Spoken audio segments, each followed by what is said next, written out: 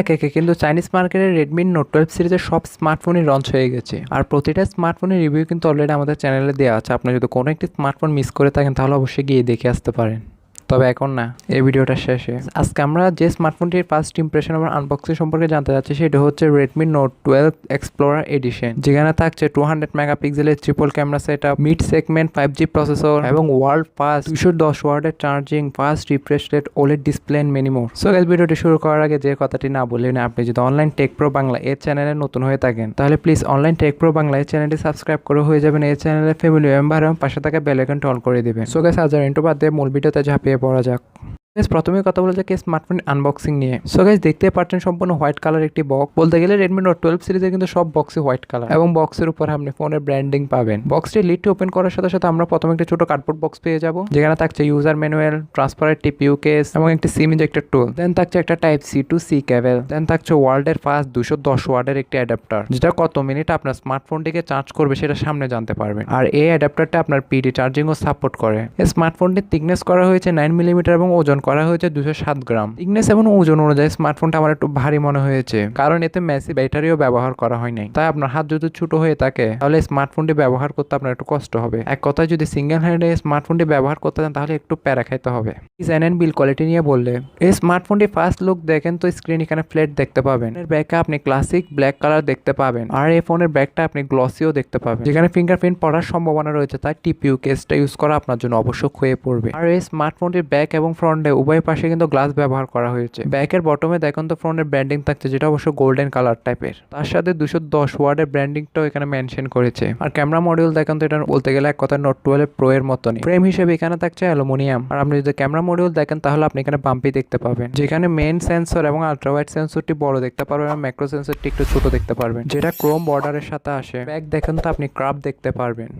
তার সাথে আরো রয়েছে IP53, যেটা আপনার স্মার্টফোনটিকে ডাস্ট এবং স্প্ল্যাশ প্রুফ করে তুলবে, মানে হালকা পানির ছিটা ফোটা এবং ধুলাবালি থেকে আপনার স্মার্টফোনটিকে প্রোটেক্ট করবে। প্লেসমেন্ট নিয়ে বললে, স্মার্টফোনটি বটমে আসলে আপনারা পাবেন dual SIM tray, primary microphone, type C port, bottom firing speaker এবং রাইট হ্যান্ড সাইডে আসলে আপনারা পাবেন volume rocker, then power off on button. আর এখানে পাওয়ার অফ অন বাটনের সাথে কিন্তু এখানে ফিঙ্গারপ্রিন্টটা দেওয়া হয়েছে। এক কথায় আপনি এখানে সাইড মাউন্টেড ফিঙ্গারপ্রিন্ট সেন্সর পাবেন। তো আমার মতে এখানে ওলেড ডিসপ্লে ব্যবহার করা সত্ত্বেও যে কেন তারা সাইড মাউন্টেড ফিঙ্গারপ্রিন্টটা ইউজ করলে এটা এখনো বুঝতেছি না আমি। টপে আসলে আপনারা পাবেন IR blaster, secondary noise calculation mike, top speaker এবং 3.5mm হেডফোন জ্যাক। এবার কথা বলা যাক এই স্মার্টফোনটির ডিসপ্লে নিয়ে। এই স্মার্টফোনটি ফ্রন্টে আসলে আপনি 6.67 ইঞ্চি ফুল এইচডি প্লাস এর 120 হার্জের একটি ওলেড ডিসপ্লে পাবেন, যার রেগুলেশন 1080x2400 পিক্সেল। ডিসপ্লের বেজেল অলমোস্ট ইউনিফর্ম দেখতে পাবেন। তার সাথে আরো রয়েছে 86.8% স্ক্রিন টু বডি রেশিও এবং 20.9 এক্সপেক্ট রেশিও এবং 395 পিপিআই ডেন্সিটি। আরো রয়েছে 240 হার্জের টাচ স্যাম্পলিং রেট এবং 900 নিটসের পিক ব্রাইটনেস। তার সাথে 9020 হার্জের PWM ডেমিং ফিউচারও পাবেন। আর রয়েছে HDR10+ এর সার্টিফিকেশন এবং ডলবি ভিশনের সাপোর্ট। ওভারঅল নোট 12 প্রো এর মতনই আপনি এখানে সেম ডিসপ্লে পেয়ে যাবেন।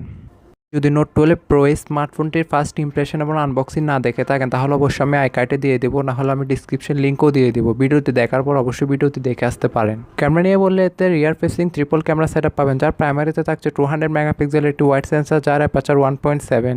ব্যাক ক্যামেরায় আরও থাকছে OIS mean optical image stabilization. Back camera সাইজটাও কিন্তু অনেক বড় পেয়ে যাবেন আপনি। এটা সাইজ অলমোস্ট 1/1.4 ইঞ্চ এবং এতে ব্যবহার করা হয়েছে স্যামসাং এর HMX সেন্সর। সেকেন্ডারিটা আসলে আপনি 8 মেগাপিক্সেলের একটি আলট্রা ওয়াইড পাবেন, যার অ্যাপারচার 1.9 এবং এটি দ্বারা আপনি 119 ডিগ্রি পর্যন্ত ফিল্ড ভিউ কভার করতে পারবেন। থার্ড আসলে 2 মেগাপিক্সেলের একটি ম্যাক্রো পাবেন, যার অ্যাপারচার 2.4। ব্যাক ক্যামেরা দ্বারা আপনি সর্বোচ্চ 4K তে 30 fps এবং 1080p তে 120 fps এর ভিডিওগুলো শুট করতে পারবেন। আর ফিউচার নিয়ে বললে এখানে থাকছে dual LED tone plus HDR panorama. স্মার্টফোনটি ফ্রন্টে আসলে আপনি একটি 60 megapixel central punch hole selfie camera পাবেন। আর আমি কিছু ক্যামেরা স্যাম্পল অবশ্যই স্ক্রিনে দিয়ে দিয়েছি, আপনারা অবশ্যই দেখে নিতে পারেন।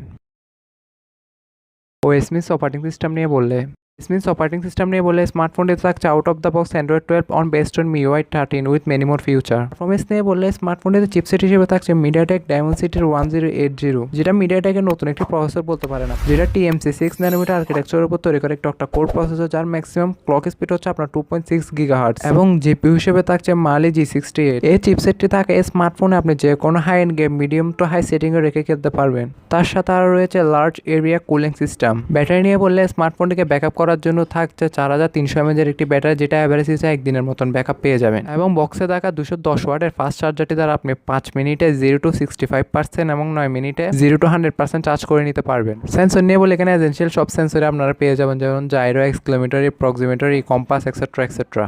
কানেক্টিভিটি নিয়ে বললে এখানে থাকছে wifi 6, 5G, Bluetooth 5.2, NFC, GPS etcetera etcetera. RAM variant নিয়ে বলে এটাই শুধু একটি র্যাম ভ্যারিয়েন্টের বাজারে অ্যাভেলেবেল পাবেন। 8GB RAM, 256GB internal storage এবং র্যাম টাইপ হিসেবে ব্যবহার করা হয়েছে LPDDR4X এবং স্টোরেজ টাইপ হিসেবে ব্যবহার করা হয়েছে UFS 2.2। তবে রেডমি তাদের নোট 12 সিরিজের প্রায় স্মার্টফোনে কিন্তু LPDDR4X এবং UFS 2.2 ব্যবহার করেছে। আমার মতে এখানে LPDDR5 অথবা 5X আর স্টোরেজ টাইপ হিসেবে UFS 3.1 ব্যবহার করলে ভালো হতো। সো গাইস, এবার কথা বলা যাক এই স্মার্টফোনের প্রাইস এবং লঞ্চিং ডেট সম্পর্কে। সো গাইস, এই স্মার্টফোনের প্রাইস এবং লঞ্চিং ডেট সম্পর্কে বলার আগে যে কথাটি না বললেই নয়। আপনার যদি ভিডিওটি ভালো লেগে থাকে তাহলে অবশ্যই একটি লাইক দিবেন, তার থেকেও যদি বেশি ভালো লেগে থাকে তাহলে অবশ্যই শেয়ার করবেন এবং চ্যানেলে নতুন হলে প্লিজ সাবস্ক্রাইব করবেন এবং পাশে থাকা বেল আইকনটি অল করে দিবেন। সো গাইস, এই স্মার্টফোনটি কিন্তু অলরেডি চাইনিজ মার্কেটে লঞ্চ হয়ে গেছে এবং এটির প্রাইস রাখা হয়েছে চাইনিজ মার্কেটে আপনার অলমোস্ট 199 ওয়ান, যেটা বাংলা টাকা কনভার্ট করলে অলমোস্ট 33,500 টাকাতে গিয়ে দাঁড়ায়। যেহেতু এটা চাইনিজ মার্কেটে লঞ্চ হয়ে গেছে, আমরা আর 1 থেকে 1.5 মাসের মধ্যে এটা বাংলাদেশের বাজারে আনঅফিসিয়ালভাবে দেখতে পাবো। আর ইন্ডিয়ান মার্কেটে 1 মাসের মধ্যে কিন্তু এটা অফিসিয়ালভাবে আসার পসিবিলিটিস রয়েছে। আর বাংলাদেশের বাজারে স্মার্টফোনটি বেস ব্র্যান্ডের প্রাইস রাখা হতে পারে অলমোস্ট 38 থেকে 40,000 টাকার কাছাকাছি এবং ইন্ডিয়ান মার্কেটের বেস ব্র্যান্ডের প্রাইস রাখা হতে পারে অলমোস্ট 25 থেকে 30,000 রুপির কাছাকাছি।